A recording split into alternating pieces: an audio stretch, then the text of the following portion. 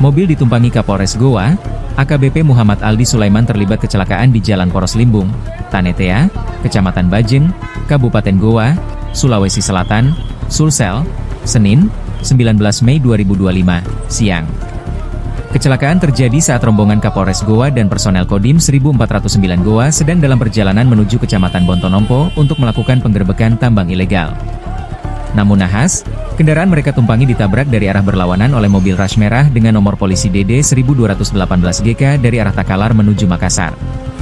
Saat kejadian, di dalam mobil Innova Zenis tersebut terdapat 4 orang, yakni Kapolres Goa AKBP Aldi, Kasat Intel Polres Goa AKP Syahrial Yusdiansyah, sopir, dan ajudan.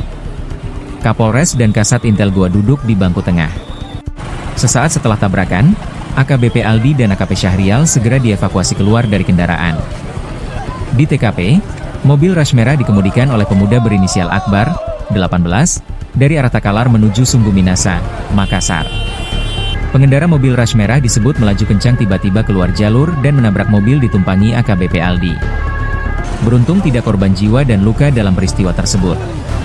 Usai dievakuasi dari dalam mobil, Akbar bersama ibunya diamankan polisi untuk diperiksa.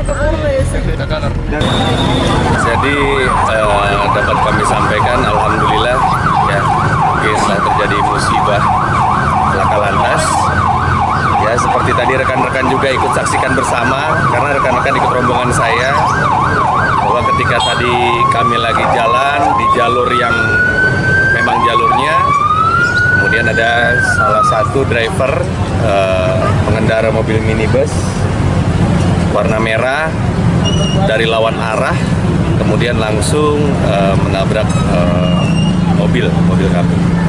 Tapi alhamdulillah dari driver yang memang menabrak mobil kami pun dalam kondisi sehat, ya tidak terjadi luka yang memang luka parah. Ini betul. Jadi tadi ketika kami temui, kenapa dia melawan arah dan tidak mengurangi kecepatan kendaraan? Karena sempat sekali dia sama sekali tidak mengurangi kecepatan kendaraan karena dia menyampaikan bahwa yang bersangkutan memang ngantuk. Yang bersangkutan ngantuk. Download Tribun X sekarang, menghadirkan lokal menjadi Indonesia.